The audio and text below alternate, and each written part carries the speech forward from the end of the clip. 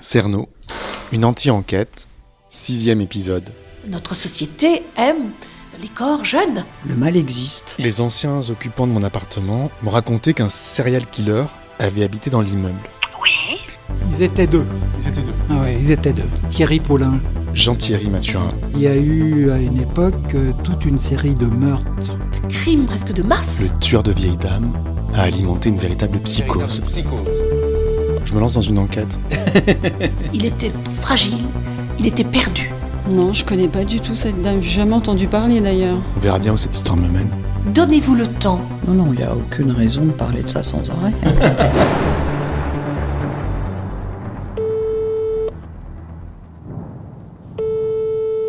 Allô ? 3, 2, 1. La plupart des dames âgées n'étaient pas fortunées. C'est ça le paradoxe. Donc, pourquoi sont-ils allés chez elle ? Pourquoi sont-ils allés chez elle ?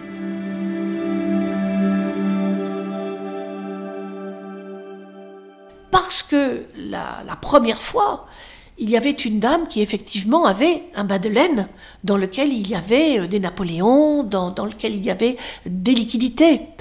Et donc ils se sont dit que dans la rue, un vol à l'arraché, ils allaient avoir, pardonnez-moi l'expression, 3 francs 6 sous, mais que si ils pouvaient suivre la personne, entrer chez elle en journée, alors que les gens ne sont pas là, travaillent, il n'y a pas de bruit, personne ne les entendra, ils auront tout le temps de fouiller l'appartement et de trouver des liquidités. Et je pense que Thierry Paulin n'aimait que lui-même, n'était pétri que de lui-même, mais n'a jamais aimé quiconque. Alors certainement, là encore, on m'a dit qu'il avait une haine de sa propre grand-mère, qu'il avait entendu son père dire, pardonnez-moi le mot, vivement qu'elle crève qu'on touche l'argent. Donc on ne peut pas dire non plus que Thierry Paulin ait été encadré dans une famille aimante, dans une famille où les personnes âgées étaient valorisées ou considérées comme dans certaines civilisations, comme notre mémoire, comme vraiment notre histoire. Et pas du tout. La personne âgée n'avait absolument aucun intérêt. D'ailleurs, personne n'avait d'intérêt à part lui-même. Il filait ses victimes jusque chez elles, il les torturait pour leur faire avouer où elles avaient caché leurs économies, et puis il les tuait. On ne peut pas imaginer aujourd'hui, je pense, si, il y a la psychose de ces actes atroces de terrorisme, mais là, il y avait tout un arrondissement, le 18e arrondissement de Paris, au sein duquel les dames âgées étaient littéralement terrorisées. Elles n'osaient plus sortir de chez elles. Tous les assassinats se sont produits dans ce quartier et elles étaient elles-mêmes, leur famille, apeurées. Enfin, franchement, il y avait une psychose terrible. À quel point que les gens manifestaient dans les rues. Il y a eu véritablement quelque chose de terrible. Ils manifestaient pour le retour de la peine de mort ? Tout à fait, qui avait été abolie il n'y a pas si longtemps, parce qu'elle avait été abolie en 81, et nous étions en 84. Donc, vous voyez, c'était très récent, et les gens ne comprenaient absolument pas que l'on puisse s'en prendre, et c'est tout à fait normal, à des êtres faibles, sans défense, la plupart du temps, sans argent. Donc, on était dans un véritable drame. La plupart de ces dames vivaient seules, et ne recevait quasiment pas de visite. Quand vous pensez que certaines dames âgées, on les a retrouvées plusieurs jours plus tard, à cause de l'odeur pestilentielle.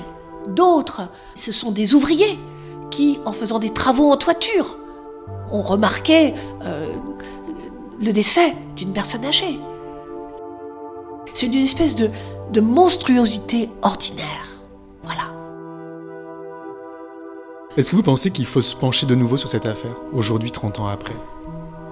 Je pense que c'est toujours utile de ne pas refermer les dossiers. Les dossiers nous apprennent beaucoup.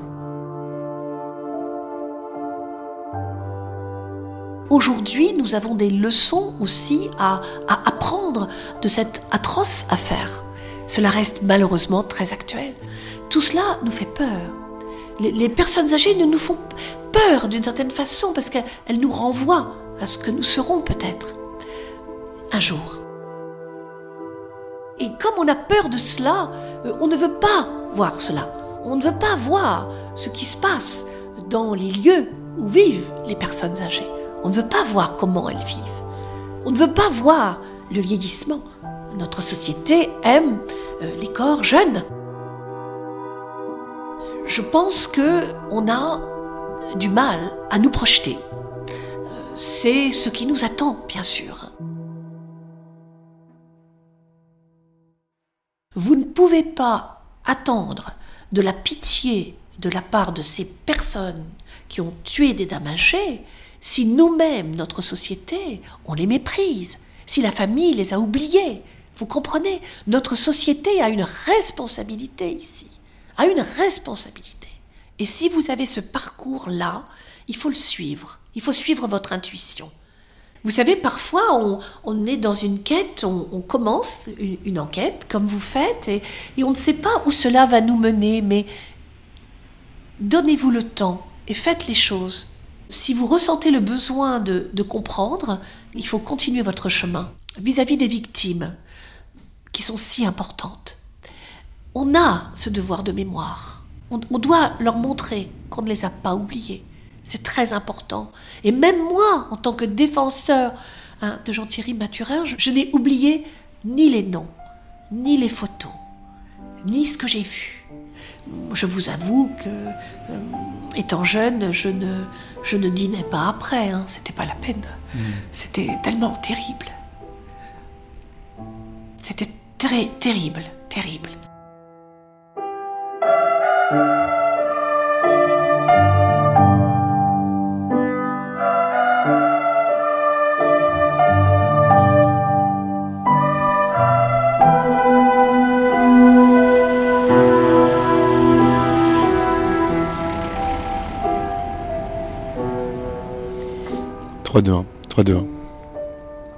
Je suis dans le 18e, entre la rue de Clignancourt et Montmartre en fait, dans une rue qui s'appelle rue Nicolet. Et les informations que j'ai, c'est que le 9 octobre 1984, les pompiers sont appelés sur les lieux d'un début d'incendie et ils découvrent dans son appartement à moitié calciné le corps, pieds et mains liés de Suzanne Foucault, 89 ans. Donc c'est une vieille dame qui habitait dans le quartier depuis 15 ans, qui a été assassinée, donc étouffée par un sac en plastique. On lui a volé sa montre, qui valait 300 francs, et 500 francs en argent liquide. Alors le seul problème, c'est que je ne sais pas du tout à quel numéro c'est. C'est une petite rue. Donc je pense que je vais rien trouver ici, parce que je ne sais pas à quel endroit elle habitait en fait. Et il n'y avait pratiquement personne dans la rue. Il y a Arthur Rimbaud qui est peint sur un mur. Il y a écrit en dessous de son portrait « Le poète est un voleur de feu ». Il y a un magasin de vêtements vintage.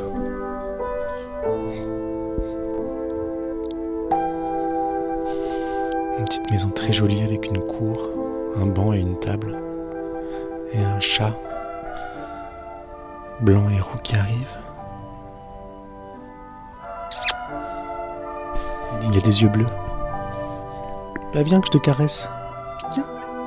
Tu veux dire un mot au micro? Bon, je veux bien faire l'interview d'un chat, mais encore une fois, je sais pas très bien ce que je fais là. Donc c'est une rue très courte. Est-ce que c'était là, au numéro 13 ou au numéro 17? Bonjour madame, excusez-moi de vous déranger. Est-ce que vous habitez dans cette rue? Non, je peux pas être interviewée. Je peux vous poser une question? Je cherche en fait des renseignements sur une dame qui a vécu ici dans les années 80, qui s'appelait Suzanne Foucault. Je sais pas si vous viviez ici dans les années 80. Ouais, mais je connais pas. Bon. Elle n'a pas vécu dans cet immeuble en tous les cas. D'accord, ok. Parce que j'y suis depuis le 84, alors c'est possible. Ah bah justement, c'était en 84, en fait, elle a été assassinée dans cette rue. Ah oui, bah c'est juste ici. Pardon? Alors je sais pas si c'était au premier ou au rez-de-chaussée. C'est au numéro 10 là? Ouais. Ah ouais, d'accord. Ouais, c'était là. Oui, quand je suis arrivée, ça venait de se faire, c'était en 84.